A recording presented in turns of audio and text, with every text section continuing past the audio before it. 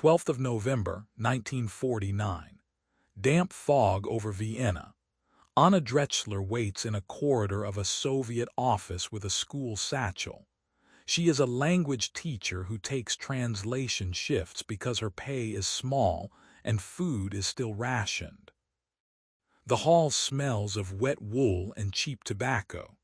She watches a stove glow in the corner and studies the chipped paint while her name is called down the hall, not yet for her. She slides a vocabulary card from the satchel and writes in a tight hand. Between verbs and nouns, she notes a route, a unit name, a time. Long nights blur her memory, so she writes now, and the card looks like homework if anyone asks. She does not call it espionage. She wants order for her class and safety for her city. Boots pass. She tucks the card back and waits for the door to open. She keeps 2 jobs because the city is split and salaries do not stretch to spring. The school pays her in shillings and coupons, but butter is still a luxury and coal runs low before payday. So she takes the evening shifts polishing German for officers who prefer to file clean reports. The tram that carries her from the classroom to the office rolls past checkpoints and posted curfew hours. On the corner, a boy sells newspapers from each sector and counts his change twice. She knows the rules by heart. Be punctual, keep your head down, and do not comment on uniforms. Her Russian is precise and her German is plain, so clerks wave her through into rooms where routine is spoken like weather. She watches a junior officer run a finger along a list while another pins blue flags on a wall map. Times are read out for convoys. Depot names are spelled slowly. Leave rotations are approved with stamps that thud like a metronome. She sits with a page and a pencil and makes a sentence smoother. While a date is repeated, she writes 3 numbers in the margin of a student card and hides them under the case with verb drills. She hears only what she is meant to hear, but the pattern of it works on her the way grammar does. If it fits, it stays. On Thursdays after her last class, she waits at the stop by the river and looks up when engines grind low in second gear. Trucks with fuel drums crest the far bank and turn before the same iron bridge, tires leaving a wet arc on the cobbles. It happens once, then again, then on the next Thursday as well. She does not tell herself a story about it. She writes the day and time on a card and dates it, then watches the next week to see if the line she drew holds true. When it does, she adds the number of vehicles and a detail she hopes will matter later. The lead truck always has a canvas torn at the corner. She sorts what she gathers the way she sorts a lesson plan. She stops letting papers pile up. Instead, she keeps a small notebook that looks like the school ledger and assigns 1 line to each thing that repeats. A depot name gains a second entry if she hears it again from a different mouth. A time printed on a schedule gains weight if it matches what she sees at the bridge. One-off boasts and stray rumors go into a separate stack and then into the bin. Because she compares, she starts to trust only what returns. Because she trusts only what returns, the notebook becomes a thin timeline she can hold in one hand. Her school day does not move to make room for this. It is the anchor that lets her add the other work without rocking. She calls roll in the morning and hears the same cracked voices on the same names. She writes grammar drills in chalk and watches a girl count syllables on her thumb. At noon, she eats bread and soup with 2 other teachers and asks about ink and chalk deliveries, not politics. She dismisses her class at the bell and locks the door with the same twist. She chooses her evening shift so she can still be home before curfew. She will not let the new habit touch the way she smiles at a child who has done well. A door down her hall breaks that calm. One night, steps climb and stop, then knock, then enter. The next morning, a strip of paper is pasted across her neighbor's lock and stamped. She hears in the stairwell that the neighbor had asked too many times about a brother who did not come home. She does not linger to hear more. She carries her satchel, light with only chalk and cards, and feels a new rule take shape because of that sealed door. If questions can make a person vanish, then facts should not sit in a pocket and grow stale. They should reach a desk where someone is paid to weigh them, and where the act of weighing is legal. She does not know how to reach such a desk, but she knows where people who might know gather. Teachers are invited to lectures under banners that say culture and exchange. When she returns a book at a quiet hour, she asks the librarian where a person might hear an English lecture on writing.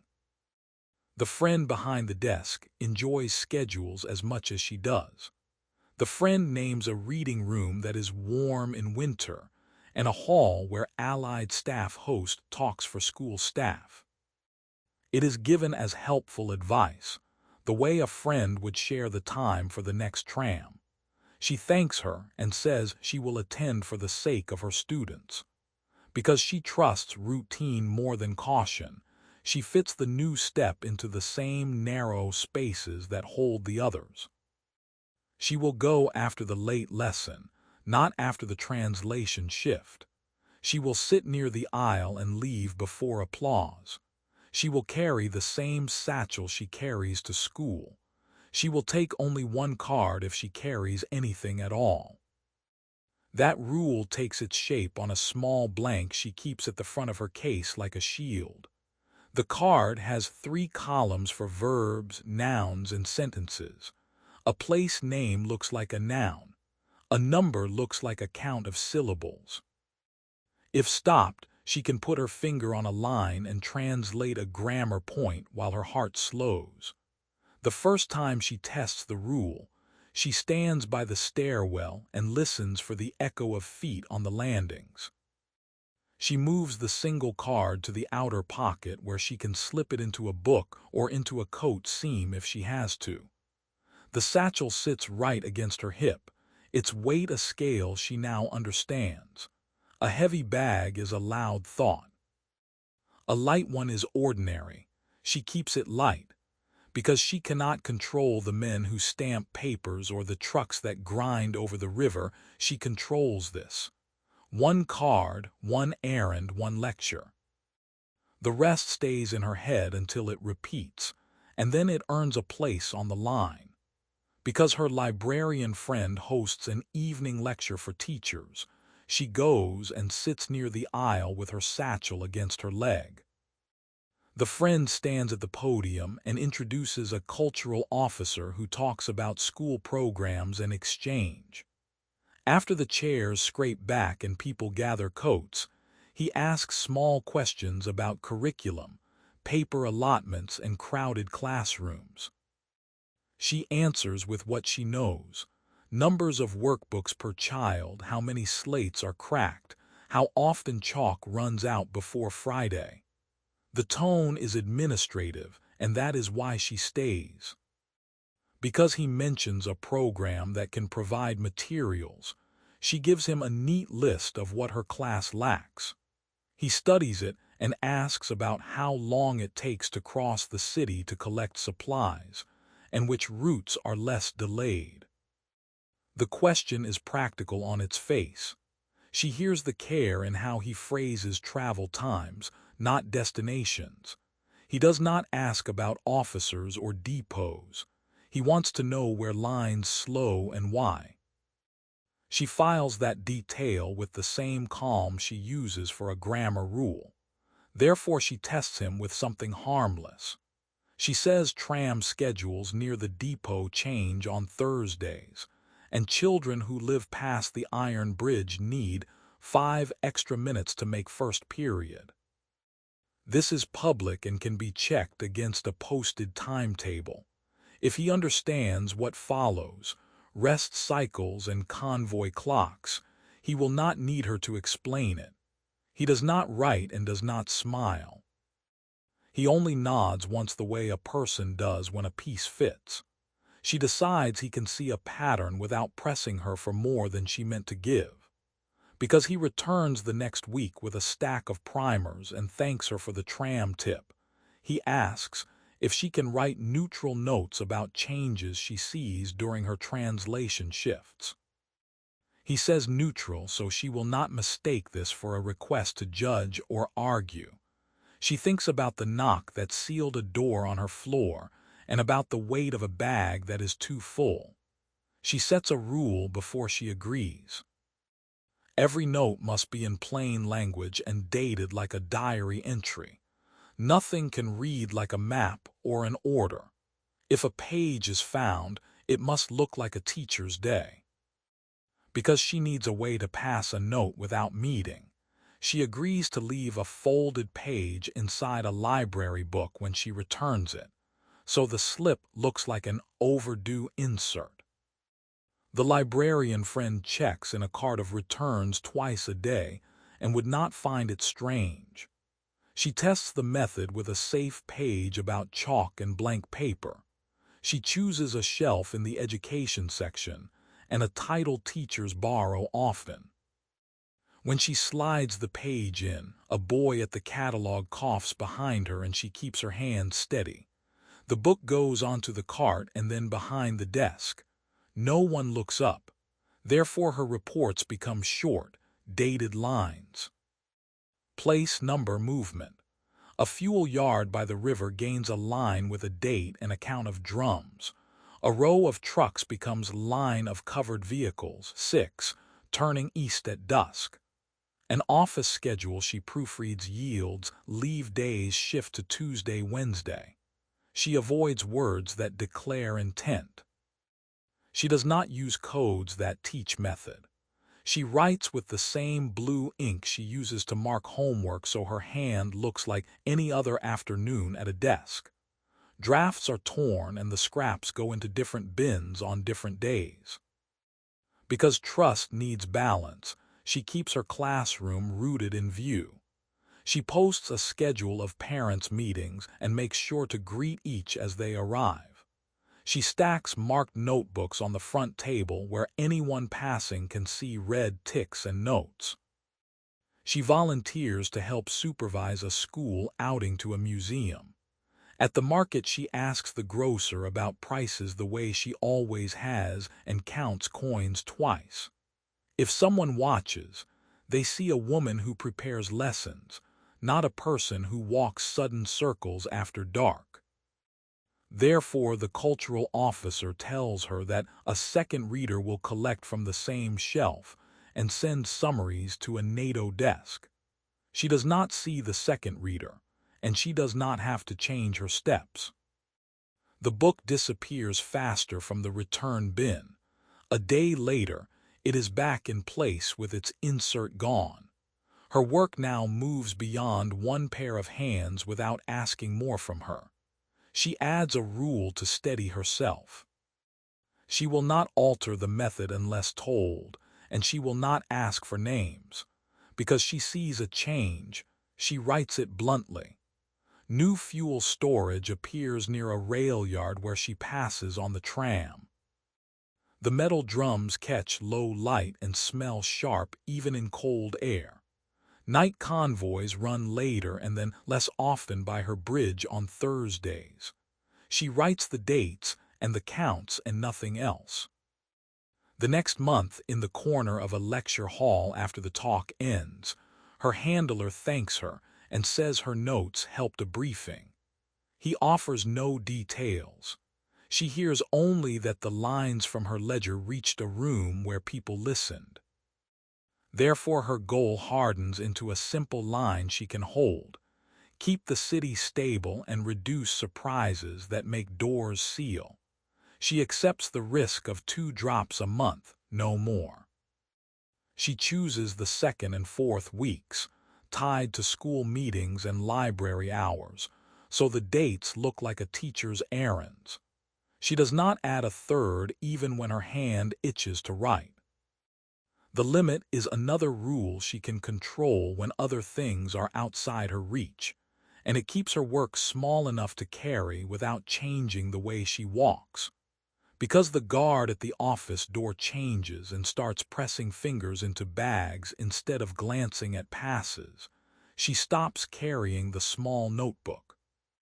He turns her satchel over and thumbs the seams, then lifts the ledger and shakes it once. She keeps a blank card on top and lets him see it. When she goes in, she writes on her own palm instead, thin blue marks between lifeline and knuckles, 1 digit per fold, a depot name broken across creases so it is hard to read at a glance. The card stays empty until she steps back into the street, and the breath she did not notice holding leaves her in a small cloud. Therefore she adds a stop she can control. On the way to her classroom, she turns into the staff washroom and closes the door with her shoulder. She runs the tap and stands with the mirror fogging while she copies from memory to the lesson card, as if she were writing a chalk order. Numbers go down first before they fade. A place name becomes a harmless noun in the column where nouns belong.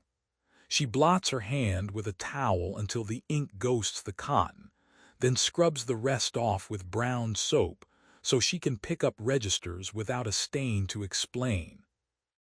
Because the library posts a notice that hours will be shorter, her usual return time fills with readers, and a line forms at the desk.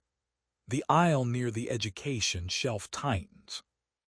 The return slot that once took a book in silence now has a cluster of coats and wet umbrellas.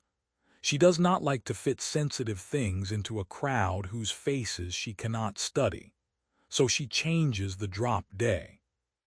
She waits for rain that keeps people home, and chooses a late afternoon when the ceiling lights make the room look more empty than it is. Therefore she sees more than she expects. A man lingers near the return slot with dry cuffs and a neat brim that has not met the weather. He stands close enough to take a book from a hand that is not his and far enough to look uncommitted. She feels his attention catch when she steps near. A pattern that looks back is a pattern to break. She walks past the slot, keeps the slip in the book, and stands at a window to read a notice about a children's lecture. The book goes back under her coat and leaves with her when she goes. She is angry at herself for the extra weight, but more angry at the thought of teaching a watching man what to watch. Because she skips one drop, a thin message appears where only teachers look. On the lounge notice board, between a warning about lice checks and a form for coal requests, there is a note from the cultural office that says a box of primers has a misprint, and the exchange will be next week. No name and no signature, only a stamp and 3 lines of apology. She reads it twice and folds the edge as if smoothing paper for a class list. The pause is seen. It is not pressed. Her breathing steadies the way it does after she sends a child back to her seat with a problem solved. Therefore she looks for a place where a hand in a slot means nothing. A church at the end of her tram line has a poor box near the side door. Midday brings women with shopping baskets and men with their caps in their hands. The box is checked by volunteers and emptied into sacks that go to the parish office. She tests it with 1 coin and a fold small enough to pass with it. The weight makes the slip drop without a catch. Someone can take it as alms, and someone else can collect with a ring of keys and a ledger without turning a head. She times her giving for when 2 other people stand ahead and 1 behind. Because a captain at her desk one evening looks up from a paper and jokes about teachers who read foreign newspapers, then uses her full name with a warmth that belongs to a friend and not a file. She feels her skin pull tight. He does not ask a question, which is what sets it apart. He gives a smile that is a test. She answers in her plain German that she has little time for papers and enough to do with chalk. She writes later that night with smaller steps. What moved when and how often? No estimates, no adjectives, no verb that can be read as hope or worry. Less paper makes less to hold out if a hand raises in a corridor and says, "Show me." Therefore, when she hears a line on the radio about an alert in the West on fuel reserves, and later the cultural officer thanks her in passing for the yard figures that helped us argue, she links her thin lines to a thing that reached beyond one room. She does not let pride make noise. She thinks of the girl in her front row who has started to eat lunch every day instead of every other because the school kitchen gets its deliveries on time now. She judges risk the way she judges a lesson that runs too long. If it keeps the city from lurching and keeps doors on her floor from sealing, then the weight is still worth her shoulder. Because channels can fail without telling her, she prepares one careful week on a change near the rail yard. A new switch sends evening cars onto a side line that was rusted last year and now shines. She counts wagons by the clack of axles and marks the hours when the siding fills and empties. She writes which nights see a guard with a lamp and which nights do not. She draws nothing and names no person. The page holds the same calm script as a spelling list. When she folds it around 2 coins for the poor box, she does not look up to meet any face. If this is the last page that passes, it carries a straight line someone else can follow without knowing her name. Because winter dark hides faces and turns windows into mirrors, she leaves school later than usual and climbs the last flight with her shoulder to the rail. Under her door lies a slip that does not belong to rent or heat. The address line looks too full. It names her with the exact patronymic used in a Soviet office, not the shortened tenant name written on the bell. She opens it with gloves because she will not smear prints she did not leave. The paper holds a single line with a time and a place for a meeting she never agreed to. No name, no stamp, only the command that assumes obedience. Because only the KGB uses her in that full way, she understands who wrote it without needing a signature, and she can see the shape of the hand behind it more clearly for the lack of ink at the bottom. Therefore she does not go. She packs her school satchel with nothing new, chalk crumbs in a tin, a clean handkerchief, the ledger she uses for attendance. The note goes into the stove with the door shut, and she watches the corners blacken before the flame takes. She leaves by the service stairs that smell of cabbage and coal instead of the main steps, so if someone waits at the front, they will only watch for a door that does not open. She walks to a tram stop 2 lines away. Her route forces a choice. Any watcher must pick a line and commit. She holds herself to the same pace she keeps when late for class. Feet on wet cobbles, hat brim down, breath small and even. She does not look back because turning ahead gives a face to read. Because she will not carry paper, she makes the week's rail diversion fit inside her mouth. On the first tram she repeats the siding number once under her breath, then replaces it with the hour switch that moved to the evening. She counts wagons by the clack of axles in her memory and sets the count against the nights when a guard lamp swung and when it did not. She runs the line like a grammar exercise. Fact, time, place. Each detail is spoken once and then set aside, so the next can take its place without the old one blurring.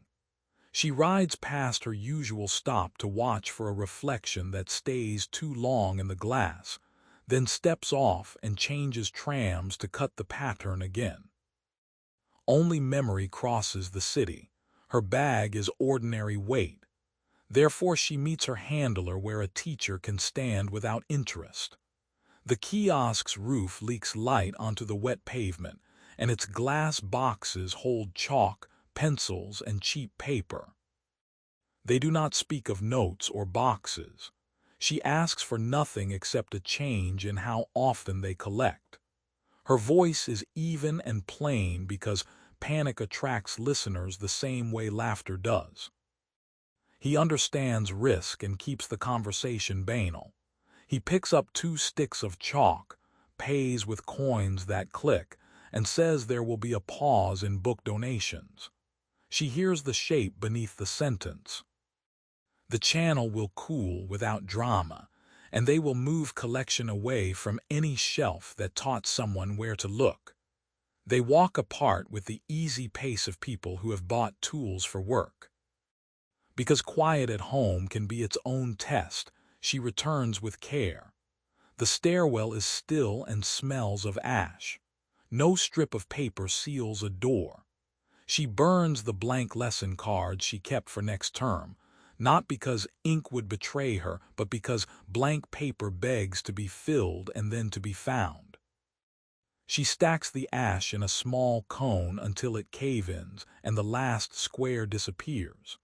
She sleeps in her clothes with her satchel under the chair because flight bags are what police look for first, and because a person who flees badly writes her own label. She sets 3 answers in her head for the knock she might hear. I am a teacher. I have papers in order. I have class at first bell. Because the last spoken report moves as planned, at a desk she will never see a clerk marks the rail diversion as confirmed by a Vienna source. Therefore a briefing far from her street shifts its emphasis from rumors of sudden armor moves to the slower work of moving fuel. She does not hear the room or the stamp, but the city carries a faint echo. In the weeks after, patrol routes near her school change. Soviet checks become random but less frequent at her entrance, sharper elsewhere for a day and then slack again. She reads this as pressure that moved but did not break. The lane her students use most grows cleaner of boots. She teaches the same lesson on clauses with the same chalk, watching how the pattern of uniforms outside the window matches the calmer line she feels.